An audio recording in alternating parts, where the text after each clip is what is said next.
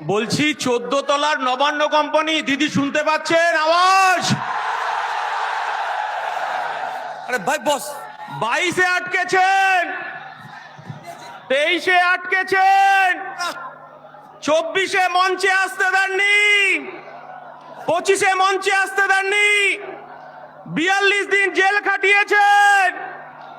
আজকে আমরা মঞ্চে এসেছি মমতা বন্দ্যোপাধ্যায়, আমার ভারতবর্ষের সংবিধান প্রণেতা বি.আর. আম্বেদকর আমাদের সংবিধান দিয়েছে, আর এই মঞ্চে তার উত্তরাধিকারী উপস্থিত হয়েছে প্রকাশ আম্বেদকর।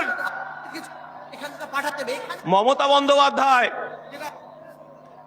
আপনার ভাইপো অভিষেক বন্দ্যোপাধ্যায়, আপনি শুনতে পাচ্ছেন?